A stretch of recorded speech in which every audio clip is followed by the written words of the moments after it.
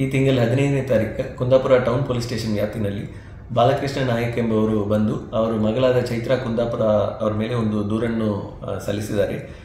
ಕೆಲವು ವರ್ಷಗಳ ಹಿಂದೆ ಚೈತ್ರಾ ಕುಂದಾಪುರ ಅವರು ಇದ್ದ ಮನೆಯಲ್ಲಿ ಇವರು ವಾಸ ಇದ್ದಾಗ ಚೈತ್ರಾ ಕುಂದಾಪುರ ಅವರದ್ದು ಸಹಚರರು ಬಂದು ಹಣವನ್ನು ಎಣ್ಣಿಸುವಾಗ ಇವರು ನೋಡಿ ಇದು ಅಕ್ರಮವಾಗಿ ಗಳಿಸಿದ ಹಣ, ನಾನು ನಿಮ್ಮ ಜೊತೆ ಇರಲ್ಲ ಎಂದು ಹೇಳಿಬಿಟ್ಟು ಅವರು ದೊಡ್ಡ ಮಗಳಾದ ಗಾಯತ್ರಿ ಅವರ ಹತ್ರ ಹೋಗಿ ವಾಸ ಇದ್ದೇನೆಂದು ಹೇಳಿದ್ದಾರೆ. ತದನಂತರ ಚೈತ್ರಾ ಕುಂದಾಪುರ ಇವರು ದೊಡ್ಡ ಮಗಳಾದ ಗಾಯತ್ರಿಗೂ ಅವರಿಗೂ ಬೆದರಿಕೆಯನ್ನು ಕೊಟ್ಟು ಅವರ ಹೆಸರಿನಲ್ಲಿ ಇರುವ ಆಸ್ತಿಯನ್ನು ಚೈತ್ರಾ ಕುಂದಾಪುರನೇ ಮಾಡ್ಕೊಳ್ತೀನಿ ಎಂದು ಹೇಳಿ ಬೆದರಿಕೆ ಕೊಟ್ಟಿದ್ದಾರೆ ಎಂದು ದೂರನ್ನು ಸಲ್ಲಿಸಿದ್ದಾರೆ. ಇದರ ಸಲುವಾಗಿ ಕುಂದಾಪುರ ಟೌನ್ ಪೊಲೀಸ್ ಸ್ಟೇಷನ್ನಲ್ಲಿ ಒಂದು ಪೆಟಿಷನ್ ದಾಖಲಾದ ಮೇಲೆ ಚೈತ್ರಾ ಕುಂದಾಪುರ ಅವರನ್ನು ಸ್ಟೇಷನ್ ಬಂದು ಇದು ನಾವು ಕೋರ್ಟ್ನಲ್ಲಿ ಬಗೆಹರಿಸಿಕೊಳ್ತೀವಿ ಎಂದು ಲಿಖಿತ ಹೇಳಿಕೆಯನ್ನು ಕೊಟ್ಟಿದ್ದಾರೆ. ಇದನ್ನು ಅವ್ರಿಗೆ ತಂದೆಗೆ ಒಂದು ಎಂಡಾರ್ಸ್ಮೆಂಟನ್ನು, ಇದು ಸಿವಿಲ್ ವಿಚಾರ ಇರುವುದರಿಂದ ಮಾನ್ಯ ನ್ಯಾಯಾಲಯದಲ್ಲಿ ಬಗೆಹರಿಸಿಕೊಳ್ಳುವಂತೆ ಒಂದು ಎಂಡಾರ್ಸ್ಮೆಂಟನ್ನು ಕೊಡಲಾಗಿದೆ.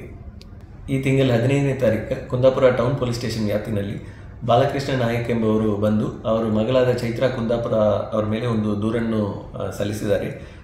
ಕೆಲವು ವರ್ಷಗಳ ಹಿಂದೆ ಚೈತ್ರಾ ಕುಂದಾಪುರ ಅವರು ಇದ್ದ ಮನೆಯಲ್ಲಿ ಇವರು ವಾಸ ಇದ್ದಾಗ ಚೈತ್ರಾ ಕುಂದಾಪುರ ಅವರದ್ದು ಸಹಚರರು ಬಂದು ಹಣವನ್ನು ಎಣ್ಣಿಸುವಾಗ ಇವರು ನೋಡಿ ಇದು ಅಕ್ರಮವಾಗಿ ಗಳಿಸಿದ ಹಣ, ನಾನು ನಿಮ್ಮ ಜೊತೆ ಇರಲ್ಲ ಎಂದು ಹೇಳಿಬಿಟ್ಟು ಅವರು ದೊಡ್ಡ ಮಗಳಾದ ಗಾಯತ್ರಿ ಅವರ ಹತ್ರ ಹೋಗಿ ವಾಸ ಇದ್ದೇನೆಂದು ಹೇಳಿದ್ದಾರೆ.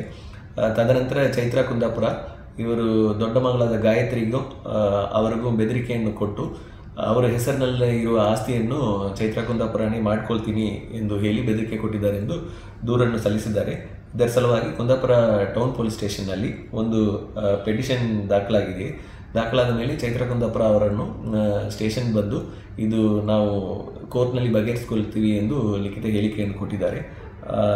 ಇದನ್ನು ಅವ್ರಿಗೆ ತಂದೆಗೆ ಒಂದು ಎಂಡಾರ್ಸ್ಮೆಂಟನ್ನು, ಇದು ಸಿವಿಲ್ ವಿಚಾರ ಇರುವುದರಿಂದ ಮಾನ್ಯ ನ್ಯಾಯಾಲಯದಲ್ಲಿ ಬಗೆಹರಿಸಿಕೊಳ್ಳುವಂತೆ ಒಂದು ಎಂಡಾರ್ಸ್ಮೆಂಟನ್ನು ಕೊಡಲಾಗಿದೆ.